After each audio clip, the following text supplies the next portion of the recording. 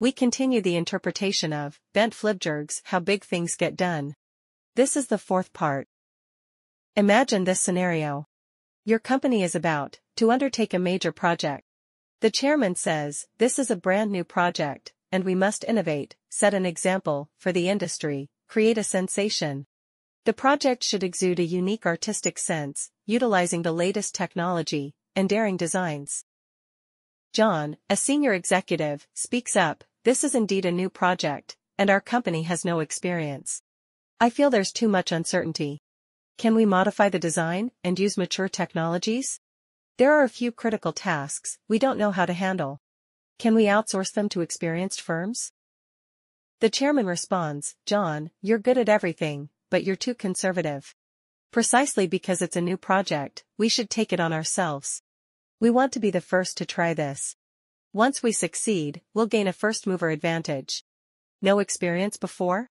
Doing it ourselves will give us the experience. I say, let our subsidiary handle those critical tasks. Do you think the chairman is right, or is John correct? According to Flyvbjerg's perspective in this book, without a doubt, John is correct. The chairman is steering the company toward a disaster. Flyvbjerg, being Danish, was once consulted by the Danish courts. They were planning 2 large IT systems. One to digitize all real estate records in Denmark, and the other to digitize all legal documents and administrative correspondence for the courts. They asked Flyvbjerg for advice. Flyvbjerg suggested looking at how other countries approached similar projects. Denmark sent a delegation to study other countries. Upon their return, the report stated that no other country had attempted such projects. Flyvbjerg's response was to hold off on the projects. It was too risky. However, the Danish government, upon hearing that no other country had done it, got excited. The absence of precedents became their reason to do it, creating a sensation. This is the kind of project politicians love. As Flyvbjerg anticipated, the project faced continuous delays, severe budget overruns, and numerous issues upon completion, becoming a political scandal. After years of studying large projects, Flyvbjerg derived a crucial lesson. Never be the first to do something. The first-mover advantage is overestimated. In any new market, there are pioneers who enter first and settlers who follow. A study of 500 brands across 50 product categories found that nearly half of the pioneers failed, while settlers had only an 8% failure rate. Even surviving pioneer brands only captured 10% of the market, while settlers held 28%. Some companies that seem like pioneers aren't truly the first. For instance, Apple wasn't the first to create a smartphone, BlackBerry was. The so-called leaders in the early market are often, on average, 13 years late to the market, acting as followers or fast followers. The ideal strategy is to wait for the first wave to fail, then learn from their experiences. So, for large projects, the approach should be, dare not to be the first. John's cautious and conservative approach aligns with the temperament required for significant undertakings. For major endeavors, experience is invaluable. Previously, we compared Jorn Utzon, the architect of the Sydney Opera House, with Frank Gehry, who designed the Guggenheim Museum Bilbao. Another critical factor in their success or failure is the vast difference in their experience levels. Utzon, at 38, lacked significant experience when designing the Sydney Opera House. In contrast, Gehry, at 62, had accumulated substantial knowledge by the time he designed the Guggenheim Museum Bilbao. In the construction process, designers have minimal influence. It's the influential figures who drive the project. Understanding power dynamics, convincing stakeholders, retaining crucial individuals. These skills are as vital as aesthetics and civil engineering. Such insights are part of tacit knowledge, accumulated through experience, including the unique perspectives of experts, often shaped like neural network training and outputs, difficult to articulate in words. In my view, experience's significance lies in its ability to allow you to fit in. As a newcomer, you'd want experienced individuals to assist with such massive projects. Yet, there's a paradox. Large projects tend to undervalue experience. Flyvbjerg provides numerous examples. Seattle wanted to dig a tunnel beneath a highway. While tunneling projects usually have established processes and experienced companies, Seattle's government wanted not just any tunnel, but the world's first, ultra-wide tunnel, requiring at least 2 lanes in each direction. No existing tunneling machine fit the bill. They spent $80 million customizing one, double the cost of a standard machine. Since it was a custom machine, with no prior experience, it broke down after completing only 1/9th of the project. Just retrieving and repairing the machine from the tunnel took 2 years, and an additional $143 million. Major projects are not like consumer electronics. The latest technology in smartphones works because the technology roadmap is planned, and extensive testing is conducted before production. New technologies in large projects are often genuinely new, untested, and highly unreliable. Yet, paradoxically, the larger the project, the more it tends to embrace new technologies. The epitome of pursuing the new is hosting the Olympics.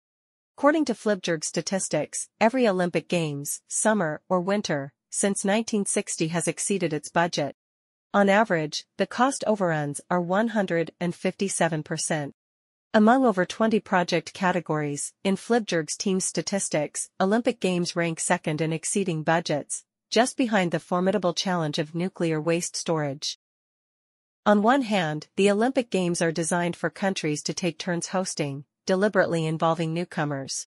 Moreover, host nations are often unwilling to seek assistance from experienced individuals, opting to entrust major projects to domestic companies. Combined with the desire to make the Olympics more spectacular, higher, and stronger, these factors make cost overruns in Olympic Games almost inevitable. However, some projects could benefit from the experience of others, but choose not to. The fundamental issue is that each project organizer believes their project is unique, different from others. This is a misconception Flyvbjerg calls uniqueness bias. The simple truth is, while your project might seem special to you, everyone else thinks the same way, and in the grand scheme of uniqueness, your project isn't that unique. It's challenging to accept that you might not be as special as you think. Of course, projects are temporary efforts to create unique products, services, or outcomes. That's the definition of a project. However, creating a unique outcome doesn't mean the path to achieving it must also be unique. Daniel Kahneman shares an anecdote. When he and several professors collaborated on writing a psychology textbook, they believed, based on their current pace, it would take a year or 2 to complete. Comparable textbooks usually took 7 to 10 years, with many not completing at all. They thought they were different, yet they ended up taking 8 years to finish. Kahneman suggests that, when predicting how long your project will take, don't use an internal perspective, treating yourself as the benchmark. Instead, use an external perspective, considering yourself an ordinary member of a category, and use the average time others in that category took as a prediction for yourself. It might sound irrational because, after all, others are others, and you are you. Yet, it is the most accurate way.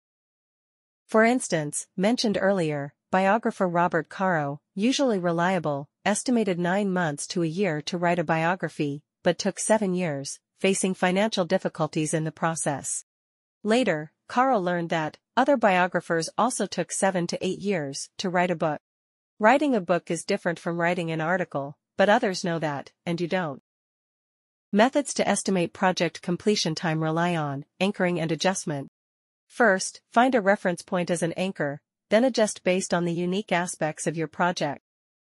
Both Caro and Kahneman made the mistake of using their temporary progress rates as anchors, not realizing they were unreliable. The correct approach is to use the completion time of similar projects by others as an anchor. The main challenge in using an external perspective for anchoring is that you need data. This is where Flyvbjerg's unique expertise shines. He spent decades building a database covering various project categories. This database's primary function is to assist in estimating the time and money needed for projects. This is a lucrative business because project organizers must provide accurate estimates to justify their investments. Without Flyvbjerg's database, project organizers often make wildly inaccurate predictions.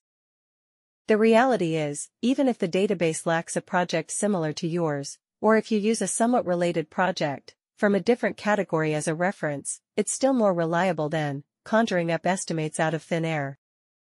Knowing what others spent is the most critical experience. Believing that you are unique, that this time is different, is a romantic imagination.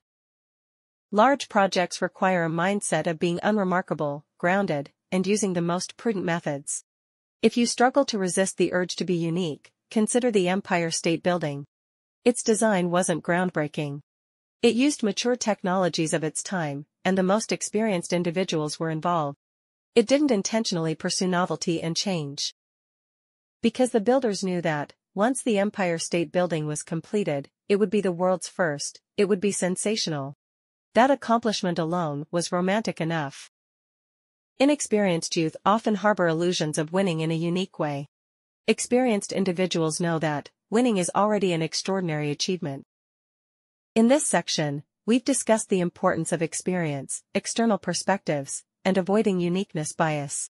But I suspect you'll continue to exhibit uniqueness bias.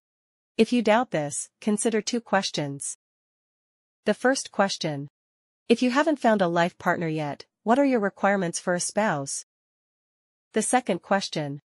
What do you think the future holds for the Chinese economy? The farther away you are from marriage, the better you imagine your future partner's qualities.